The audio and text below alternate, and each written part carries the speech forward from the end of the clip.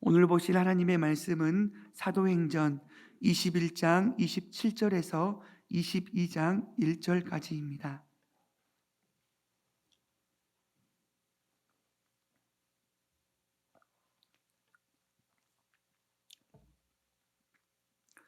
사도행전 21장 27절로 22장 1절까지입니다. 제가 가지고 있는 성경 신약 성경 226면에 있습니다. 우리 살아계신 하나님의 말씀을 우리 한 절씩 나누어서 읽도록 하겠습니다. 그 이래가 거의 참에 아시아로부터 온 유대인들이 성전에서 바울을 보고 모든 무리를 충동하여 그를 붙들고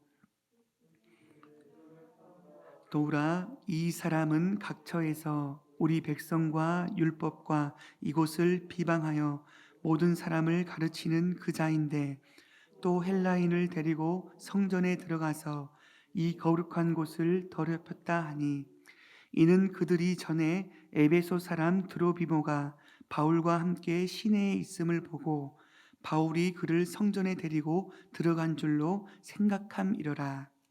온 성이 소동하여 백성이 달려와 모여 바울을 잡아 성전 밖으로 끌고 나가니 문들이 곧 닫히더라.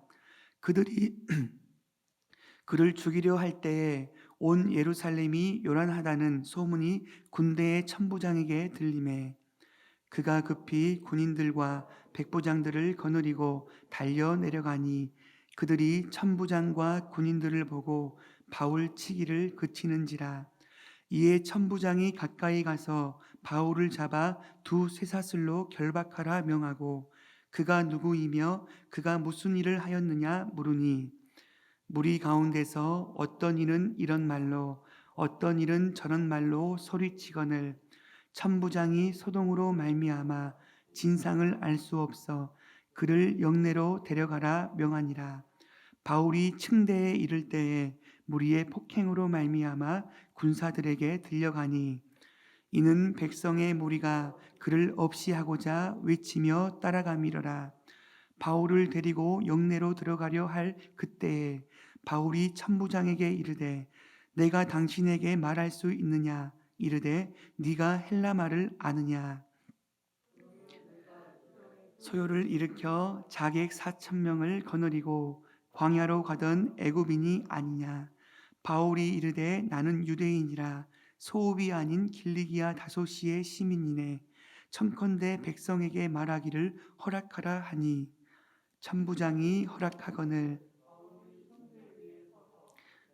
손짓하여 매우 조용히 한 후에 히브리 말로 말하니라. 다 같이 보겠습니다. 부영들아, 내가 지금 여러분 앞에서 변명하는 말을 들으라. 아멘.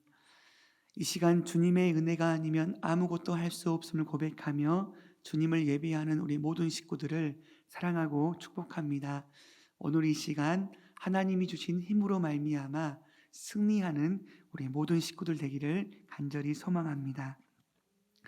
오늘 본문을 묵상하면서 세옹지마가 떠올랐습니다. 세옹지마는 중국 변방에 살고 있는 노인의 말입니다. 중국 변방에 한 노인이 살고 있었습니다. 노인이 기르던 소중한 말이 국경을 넘어 도망을 갑니다. 이 소식을 들은 이웃 주민들이 노인에게 위로의 말을 건네죠.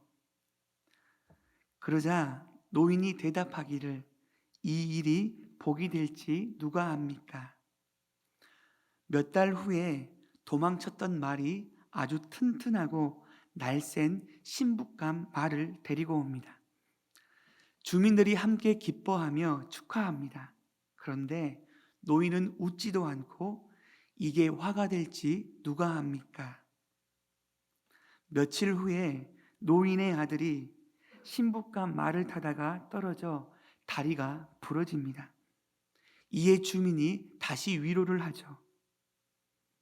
노인은 표정 하나 바뀌지 않고 이 일이 복이 될지 누가 압니까? 아니나 다를까 얼마 후에 전쟁이 일어나 많은 청년들이 전쟁터에 나가는데 노인의 아들은 다리가 부러진 까닭에 전쟁터에 나가지 않았습니다. 일희일비하지 않는 어르신의 멋진 모습입니다. 믿음의 사람은 누구일까요? 믿음의 사람은 환경을 묵상하지 않고 하나님을 묵상합니다. 흔들리는 상황에서 흔들리지 않는 하나님을 의지하고 하나님만을 소망하는 사람이 바로 믿음의 사람입니다. 다들 아시겠지만 이스라엘 백성들은 단 한 번도 하나님을 떠난 적이 없습니다.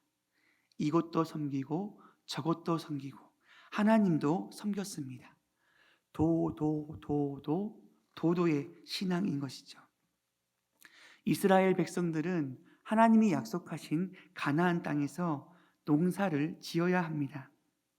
광야 40년 생활 동안에 만나와 메추라기로 먹이시는 하나님, 40년 동안 옷도 신발도 닳아지지 않게 하신 신실하신 하나님, 적어도 광야에서는 하나님만으로 충분했습니다. 여호와는 나의 목자시니 내가 부족함이 없으리로다. 그런데 막상 농사를 지으려고 하니 하나님만으로는 부족한 거죠. 농사를 주관하는 바알과 아스다롯을 섬기고 그 신들이 필요합니다. 하나님도 섬기고 바알도 섬기고 아스다롯도 섬깁니다. 믿음의 사람은 예수를 나의 구주 삼고 3절 아니겠습니까? 주 안에 기쁨 누림으로 마음의 풍랑이 잔잔하니 세상과 나는 간 곳 없고 구속한 주만 보이도다. 아멘. 믿음의 사람은 광야의 인생 가운데에서 세상은 점점 작아지고 연약한 나는 점점 없어지고 구속한 주만 보이도다.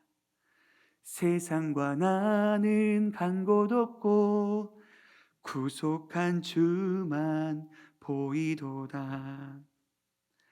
구속한 주만 보이는 사람은 세상이 감당할 수 없는 믿음의 사람입니다. 오늘 본문에는 하나님의 섭리를 주목하고 있는 바울의 모습이 등장합니다. 섭리, 세상 모든 만물을 통치하시고 주장하시고 인도하시는 하나님의 뜻, 하나님의 계획, 하나님의 일하심이 바로 섭리입니다. 눈물을 흘리면서 붙잡았던 사람들을 뒤로하고 바울은 드디어 예루살렘에 도착합니다. 오늘 본문 21장 19절이요. 바울이 문안하고 하나님이 자기의 사역으로 말미암아 이방 가운데서 하신 일을 낱낱이 말하니. 아멘. 바울은 예루살렘 교회 리더들에게 선교 보고를 합니다. 하나님의 은혜입니다. 하나님이 하셨습니다. 할렐루야. 이렇게 은혜롭게 보고하고 있는데 뜬금없는 이야기를 하죠. 21장 21절이요. 네가 이방에 있는 모든 유대인을 가르치되 모세를 배반하고 아들들에게 할례를 행하지 말고 또 관습을 지키지 말라 한다함을 그들이 들었도다. 아멘. 예루살렘 장로님들이 바울에게 이야기를 해요. 유대인 신자들이 바울 당신을 오해하고 있어요. 첫 번째, 율법 자체를 무시하는 사람. 두 번째, 하나님의 자녀임을 드러내는 할례를 거부하는 사람. 세 번째, 조상들의 관습을 지키지 말라고 하는 사람. 잘못된 소문, 헛소문이 퍼지고 있습니다. 다들 아시잖아요. 바울이 디모데와 선교 여행을 떠날 때 바울이 할례를 명령합니다. 누구에게요? 믿음의 아들 디모데에게요. 바울은 절대로 할례를 무시하거나 율법을 무시한 사람이 아닙니다. 그런데 거짓된 소문이 돌고 있는 것이죠. 바울이 마음에 안 들었던 거예요.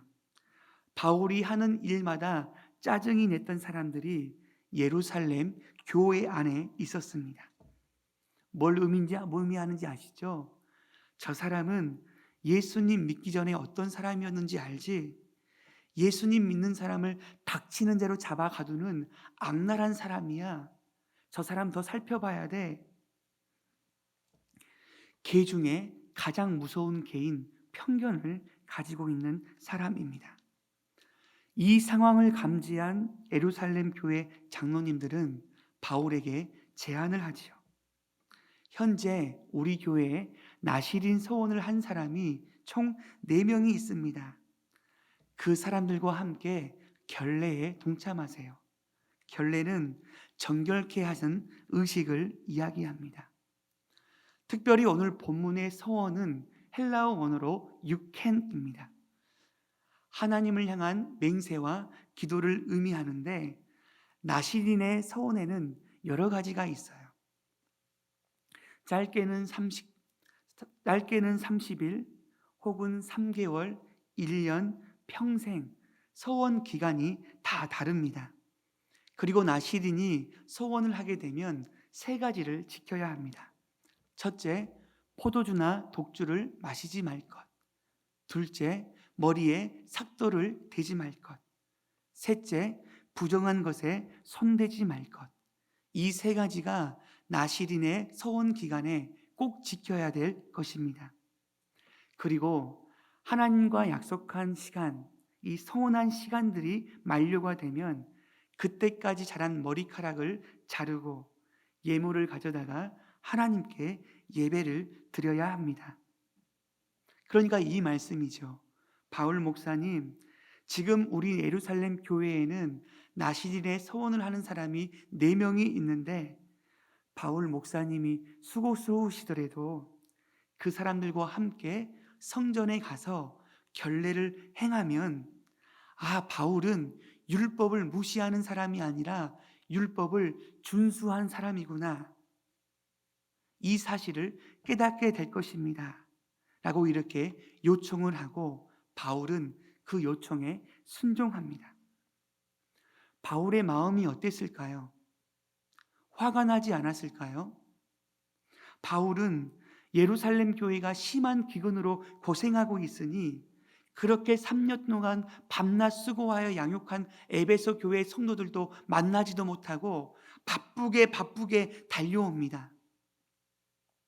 빈손으로 오지 않고 바울이 개척한 교회들이 사랑이 담긴 헌금을 모아서 가지고 온 거죠. 그리고 바울이 얼마나 대단한 사람인지 아시죠? 아시아와 유럽 지역에 모든 교회를 개척한 훌륭한 하나님의 사람, 하나님의 사람을 키우고 세우는 엄청난 믿음의 사람 아닙니까? 그런데 장로님들의 요구에 따라 정결 의식에 동참하고 있습니다. 뭘 의미할까요? 유대인들 가운데에서도 한 영혼이라도 예수님께 인도할 수 있다면 유대인들에게는 유대인처럼 되겠습니다. 이 마음으로 성전에 들어갑니다. 한 영혼을 향한 예수님의 사랑이 느껴집니다. 우리 같으면, 저 같으면 충분히 열받을 수 있는 상황 아닙니까? 내가 도우러 왔고 정말로 여러분들을 사랑해서 왔는데 이렇게 수많은 교회를 개척하고 하나님께 쓰임받는 사람인데 나를 이렇게 대접해서 되겠느냐고 화딱지가 났을 거 아닙니까? 그런데 바울은 자신의 기분, 뜻, 자신의 헌신, 자신의 본전, 생각 모든 것들을 내려놓고 주님 앞에 교회를 세우기 위해, 그 영혼을 건지기 위해 수고로운 수고, 아름다운 수고를 보여주고 있습니다. 이것이 진짜 겸손 아닐까요? 겸손은 무엇입니까? 사람들 앞에서 안녕하세요, 저 못합니다, 어이구 저 부족해요, 이렇게 하는 게 진짜 겸손일까요? 세종대로 사거리에 이게 쓰여 있는 걸 보았습니다. 진짜 겸손은 머리의 각도가 아니라 마음의 각도래요. 정말로 겸손한 척 하는 게 아니라 바울의 모습에서 하나님의 은혜로 내가 지금 서 있음을 고백하고 있는 아름다운 삶의 열매 아닙니까?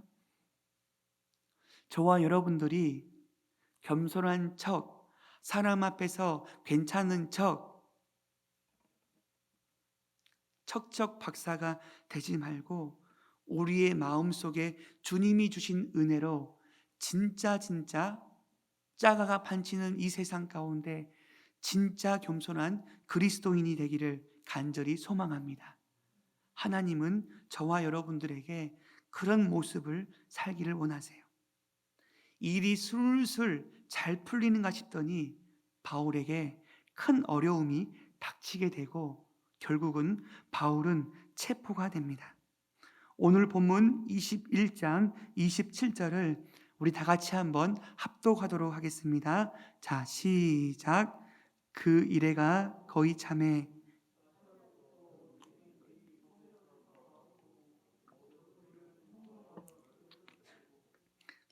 아멘.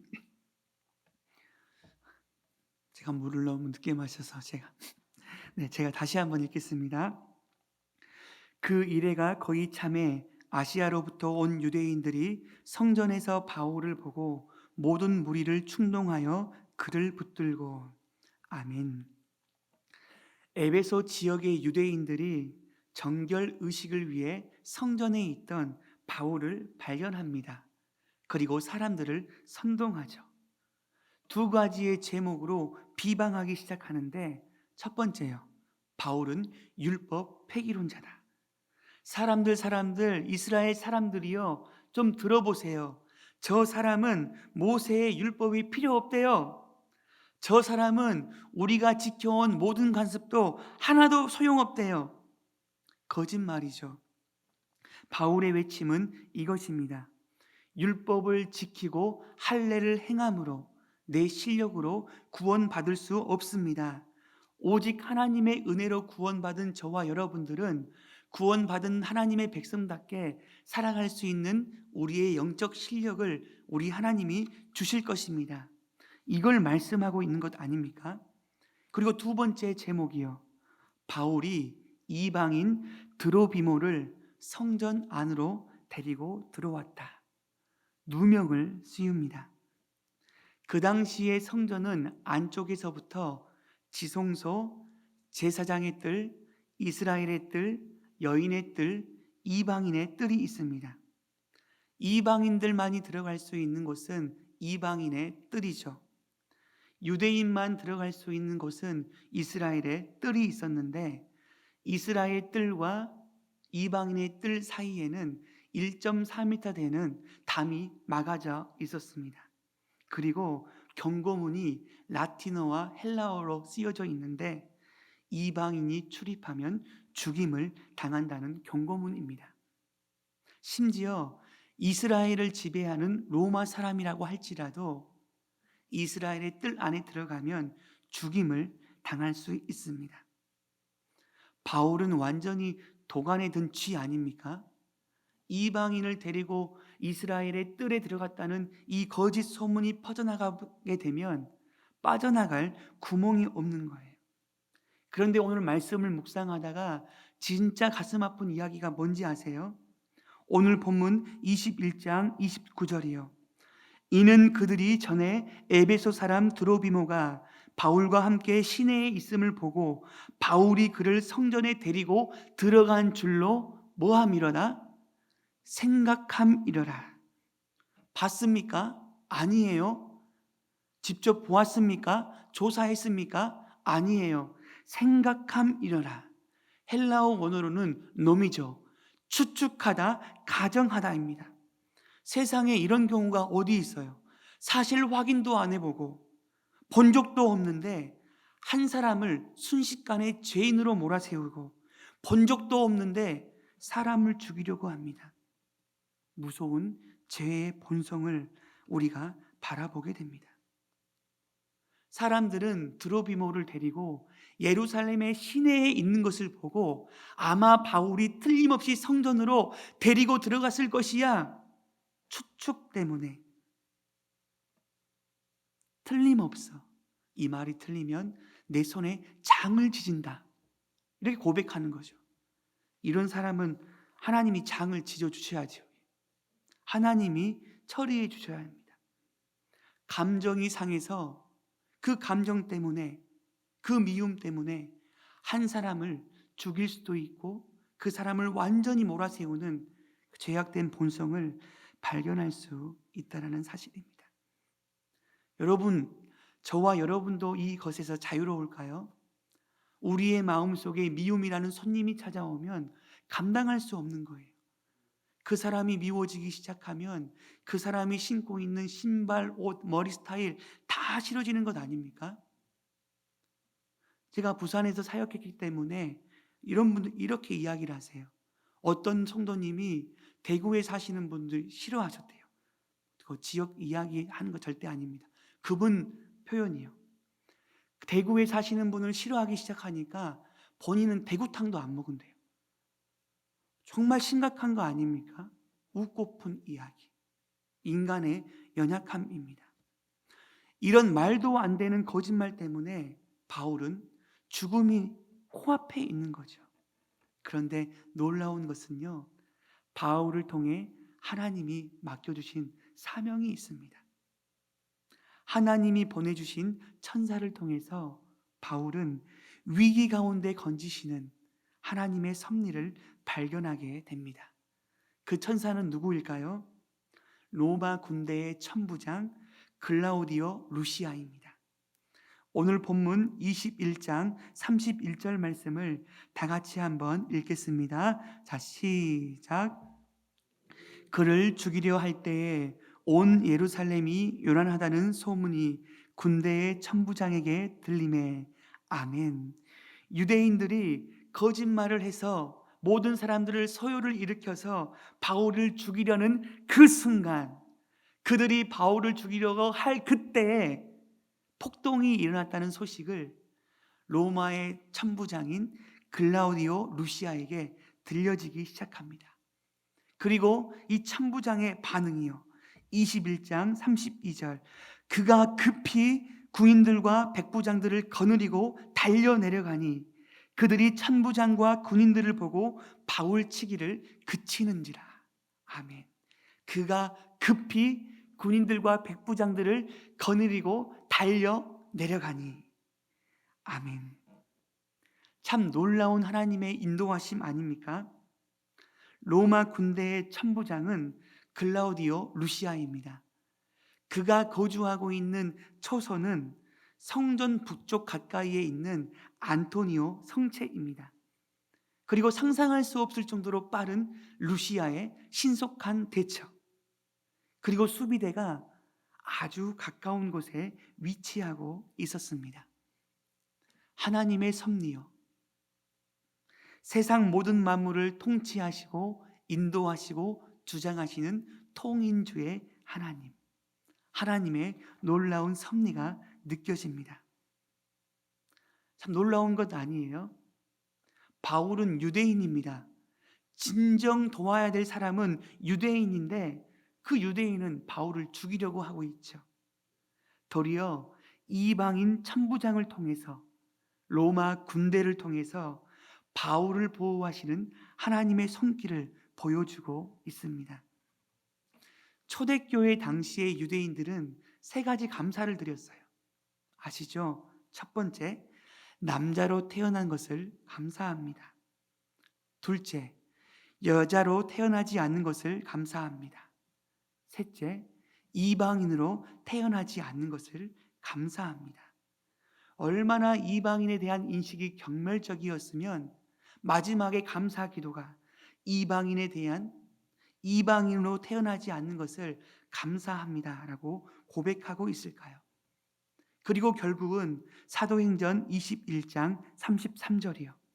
이에 천부장이 가까이 가서 바울을 잡아 두 쇠사슬로 결박하라 명하고 그가 누구이며 그가 무슨 일을 하였는가 물으니. 아멘. 결국 바울은 체포당합니다. 두 쇠사슬로 결박하라. 이 천부장을 통한 체포는 그냥 몸이 결박되고 수치스러운 그런 모습이 아닙니다. 하나님의 섭리를 통해서, 천부장을 통해서 어떤 섭리를 보여주시느냐? 첫 번째, 위기 가운데 건지시는 하나님의 섭리. 그리고 두 번째는 뭐예요? 비록 죄수의 신분이긴 하지만 그렇게도 갖고 싶어 했던 로마, 승선비 공짜, 로마 군대의 보호를 받으면서 안전하게 로마를 향해 뚜벅뚜벅 나아갑니다. 그리고 세 번째, 바울은 자신을 죽이려고 혈안이 된 유대인들 앞에서 간증을 통해 살아계신 예수님을 증거하게 됩니다. 놀라운 사실 아닌가요? 상상이나 했을까요? 이 로마인 천부장을 통해서 도움받을 것이라고는 생각도 상상도 못했을 것입니다. 그런데 이방인을 통해 바울 자신을 보호하시고 하나님의 사명을 이룩할 수 있는 길을 열어주시는 신실하신 하나님이요. 오늘 본문 말씀을 묵상하다가 요셉이 생각이 났습니다. 하나님은 요셉을 통해 축복의 통로로 사용하시기 위하여 애굽으로 보내십니다. 누구를 통해 애굽을 보내시죠? 미움, 다툼, 시기, 질투가 충만한 형들을 통해서 노예로 팔려가게 하십니다. 17살의 나이요. 세상에 17살의 나이에 형들에게 의해 노예로 팔려갔으면 평생 상처로 인하여 고통당하고 사랑할 수 없고 원망과 불평 가운데 살아가는 사람이어야 되지 않겠습니까?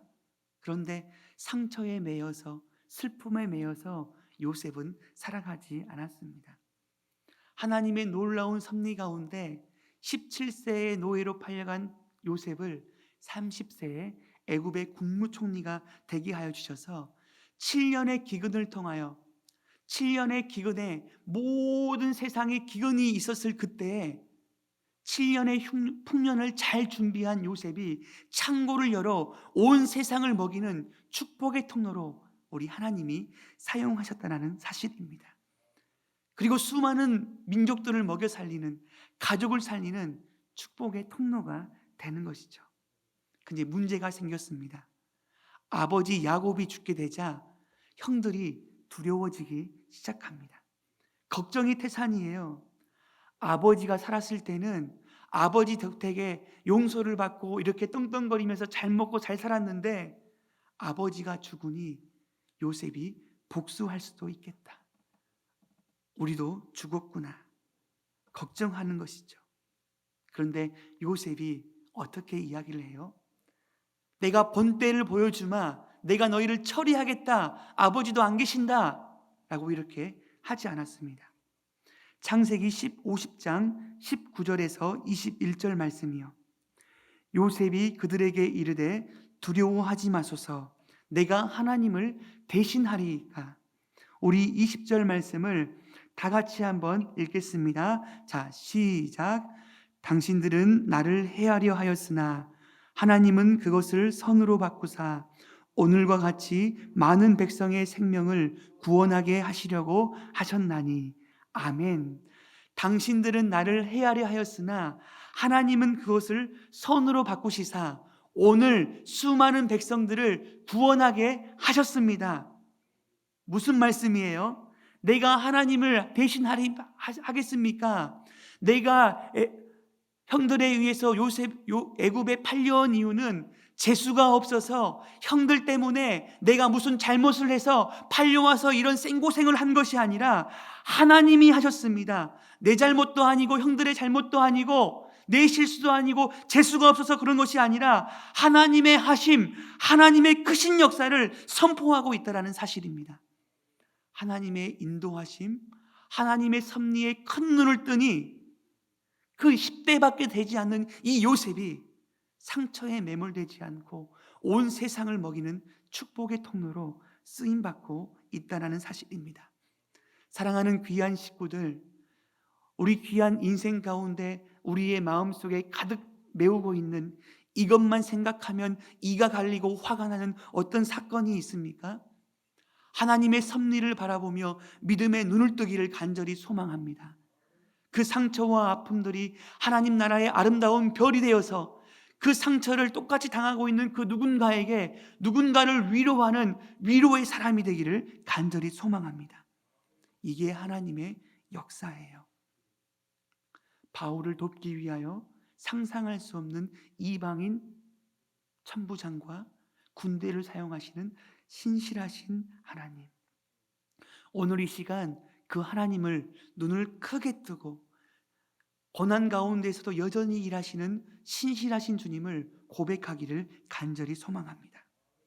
오늘 이 시간 하나님이 저와 여러분들에게 보내주신 천사들을 돌아보세요. 그리고 그 사람에게 당연하다, 익숙하다 생각하지 마시고 감사의 마음을 표현해 보세요. 카톡을 보내주세요. 그리고 격려하고 감사하다고 고백해 보세요. 저는 귀한 성도님을 섬기는 입장에서 저는 어떤 성도님을 은혜를 베풀고 섬기는 사람이라고 생각했는데 그분을 통해서 연약한 그분을 통해서 더 큰 은혜를 받고 더 큰 은혜를 누리는 축복의 통로임을 발견하게 되었습니다. 자식 또한 아닌가요? 내가 자식에게 모든 것을 다 해주고 은혜를 베푸는 존재로만 생각했는데 돌아보고 보니 자식이 주는 은혜가 더 크더라고요. 연약한 자를 통해서 우리의 마음을 위로하시고 세우시고 일으켜 세우시는 하나님의 사랑이요. 하나님이 주신 최고의 천사들이 생각이 나십니까? 오늘 그분들을 함께 축복하면서 기도했으면 좋겠습니다. 그리고 또 한 가지요. 나를 통해 일하시는 하나님의 섭리요. 바울이 요셉이 상상이나 했을까요? 같은 민족 예수님을 믿는 사람을 죽이고 핍박하는 도저히 가망성이 없고 예수님을 믿어서도 안 되는 그 존재가 이방인의 사도로 빛을 발하는 놀라운 축복의 사람으로 쓰임받을지 누가 알았겠습니까? 요셉이 꿈을 꾸고 해와 달과 11별이 자란 것을 보고 그렇게 사랑했던 아버지에게 말을 했는데 아버지조차도 꾸짖고하는 그 꿈, 요셉이 다가오는 모습을 보고 꿈꾸는 자가 오는도다, 그 꿈이 이루어지는가 우리가 한번 보자라고 했을 때 하나님의 꿈은 하나님이 이루시지 않습니까? 오늘 사랑하는 우리 귀한 식구들, 우리의 수준과 환경으로 내 인생을 기대하지 말고 하나님의 수준으로 하나님의 마음으로 우리 삶과 우리 교회와 나라와 민족을 기대하는 저와 여러분들 되기를 간절히 소망합니다. 믿음의 눈을 들어 하나님의 섭리를 바라볼 때 우리의 삶에 모든 상처와 모든 사람에 대한 두려움이 떠나가 우리의 삶에 축복의 통로가 되어지는 은혜를 허락해 주실 줄로 믿습니다.